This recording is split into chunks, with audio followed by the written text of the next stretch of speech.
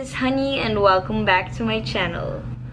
So dahil kaka-start pa lang ng channel natin, well, I'm planning to do yung very me muna. Very honey muna. So, gusto ko sana gumawa ng may parang go-to makeup look. Yung everyday makeup ko. So yeah, if you wanna know how I do my makeup, my everyday makeup, then please keep on watching. Get a clean sponge. Ayan. I always clean my makeup tools, my sponge and my brushes kasi dun ka nagkaka-breakout eh. It's either you're allergic to makeup, yung formula ng makeup na ginagamit mo, or dirty yung mga tools mo. So okay, so let's start. Ayan, in-adjust ko lang yung camera ko para mas maganda yung framing natin. So, yun. Dati, L'Oreal talaga yung gustong-gusto ko. Tapos, sabi ko, why not try another product para hindi naman tayo maging stagnant? Kasi, baka naman, mas okay yung pag nag-try ka ng iba, baka mas okay siya para sa akin. So, yun, nagustuhan ko naman to. It's the Maybelline Fit Me in the shade Classic Ivory.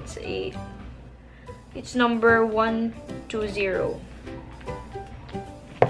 So, ang ginagawa ko, dahil wala siyang pump, nilalagay ko na lang siya dito sa likod ng aking kamay. And then, pakonti-konti lang, girl. Kasi, huwag tayong abusado. Ginagawa ko is, magdadot lang ako sa aking face.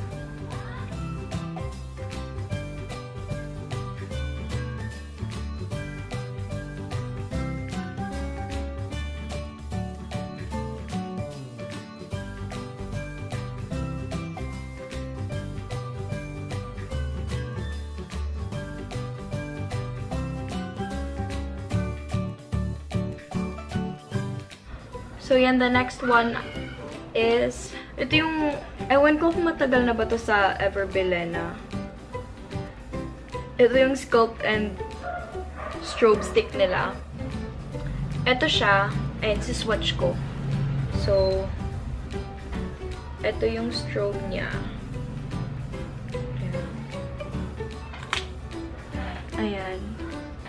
Hindi siya gaanong hindi siya necessarily highlighter. Parang konting shimmer lang siya. Very, very sheer lang siya. Tapos ito yung contour. Ayan. Yan yung shade ng contour niya. I must say that so far, ito yung pinakagusto ko sa Everbilena. And also, I really wanna try their, ay, mali. Yung strobe pala yung gagamitin ko, yung strobe stick. Ayan. So, usually, nilalagay ko siya after foundation. Ayan. Yung hindi pa na-set na foundation. Sobra ata. Ayan. Ayan. Dyan lang sa mga areas na gusto ko i-highlight.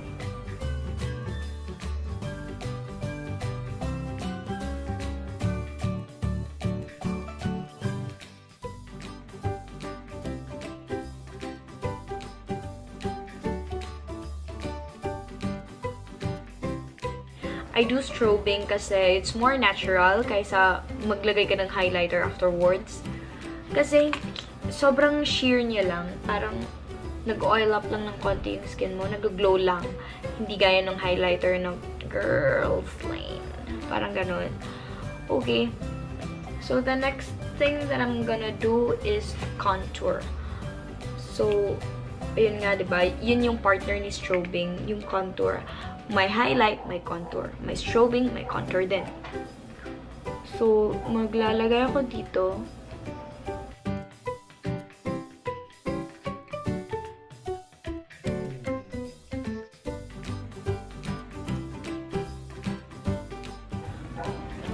I usually put contour before putting on powder kasi cream siya. And pag may powder na dyan, tas mag-contour ka. Pag naset mo yung makeup mo, tas doon ka pa magka-cream contour. Eh di ano ba tawag doon? Ano tawag doon eh? Ay, nako. Ang hirap mag-Tagalog, dahil.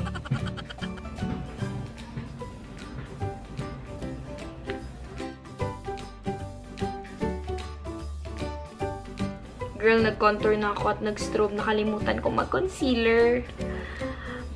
I can leave the house without foundation, without kilay. Pero girl, concealer is life.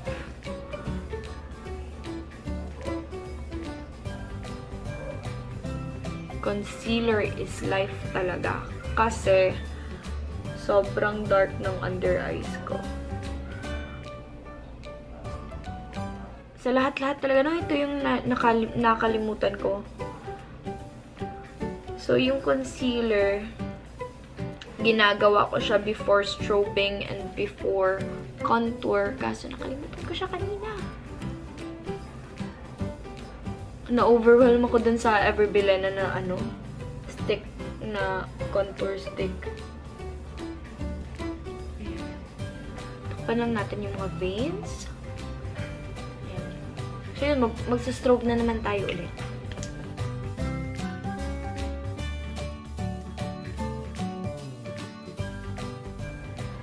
Blending is the key talaga, guys. Ayan.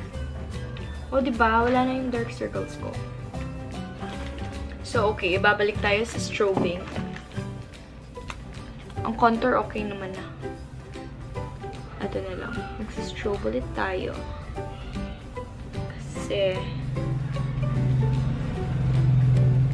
nawala yung kanina, girl. Natakpan ng concealer. Yan. Nakikita ko pa yung pimple ko.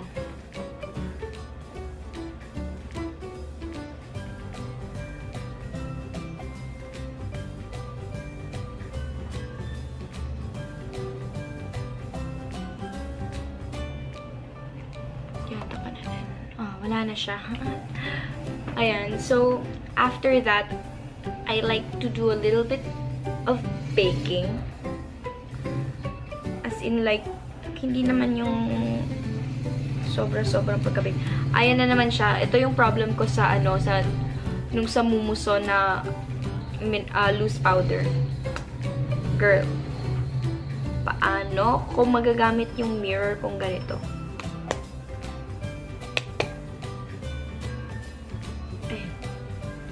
Ayan na siya. Nasa salamin na. So, hindi ko to gagamitin. Gagamitin ko is yung sponge ko.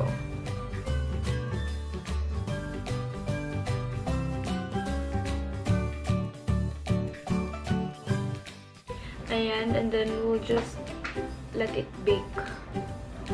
Wala tayo ng pang-eyebrows.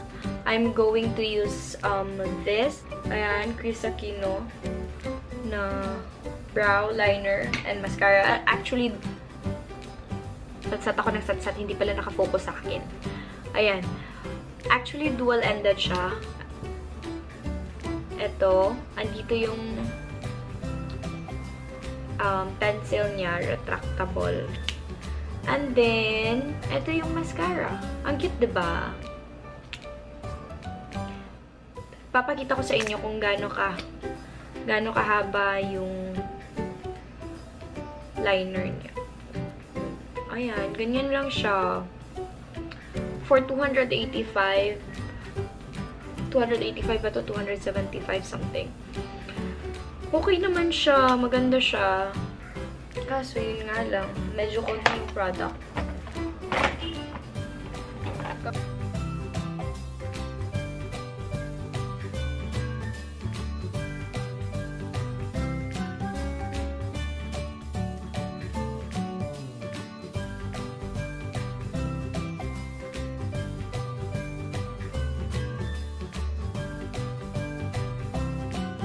Pansin niyo ba? Iba yung shape ng kilay ko. Kasi nga, kilays are not twins. They're sisters. So, lalagyan ko na ng mascara para mag-blend in yung color ng natural hair ko. So, ibabrush off ko na ang aking binake.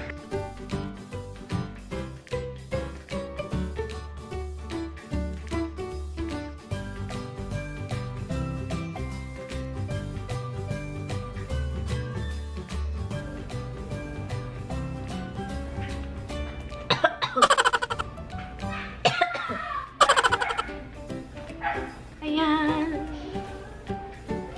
Mas okay, diba? So, mapapansin nyo, ayan, highlighted na yung dito ko kahit na-bake yan. At saka yung dito ko highlighted na siya kasi naglagay tayo ng strobe stick. Ayan. I don't usually put a lot of eye products. Kaya ang ginagamit ko is ito. Colorette Lip Tint. Its shade is Dione or Dione. I shake it first kasi oil-based siya. So, para maghahalo yung tint tsaka oil. So, naglalagay lang ako ng dalawa. And then, kinakalat ko siyang ganyan.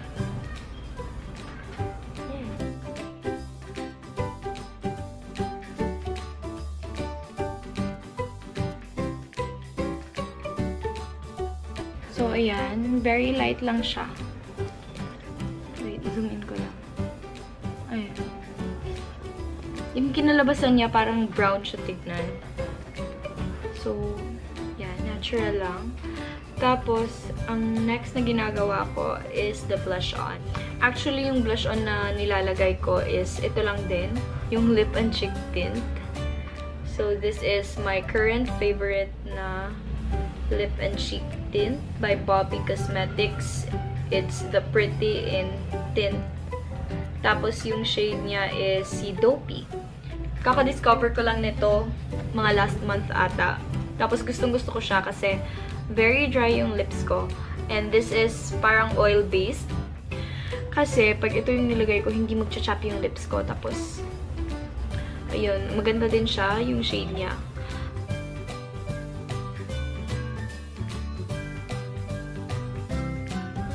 I always do the drunk blush. Kasi mas natural siyang tignan. Tsaka, ang lakas makamistisa. Charot. Naglalagay lang ako ng konting-konti dito sa nose part. Yan. Here. Tapos dito. Sobrang dali lang siyang i-blend. Tapos, hindi siya gaya ng water-based na tint na pagkalagay mo, dapat i-blend mo agad kasi baka magbakat. So, ito hindi. Kasi nga, oil-based siya. I'm contented na with my blush on. So, ang next thing na gagawin ko is the lipstick. Always ko itong ginagamit kasi sobrang lightweight niya. It's the Caroline Matte Liquid Lipstick. In the shade Semi-Sweet. Ayaw mag-focus. Basta yung shade niya is semi-sweet. Semi-sweet. Ewan ko, girl. Basta ito yun.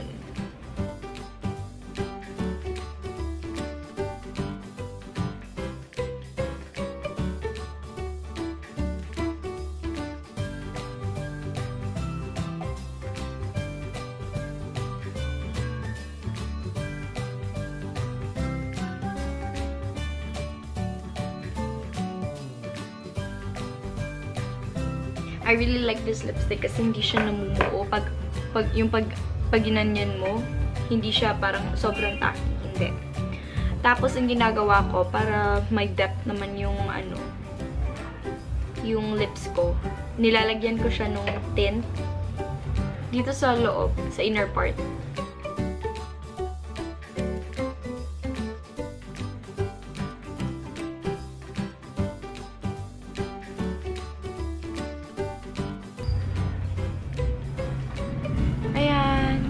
Kung gusto nyo ng parang juicy siya tignan, lagyan nyo lang ng lip gloss. Pero ako, okay na ako dito. Contento na ako dito. And then, ayun. 7, 6, 5, 4, 3, 2, 1. You'll never have the sacred stone. Oh, this you crazy mother.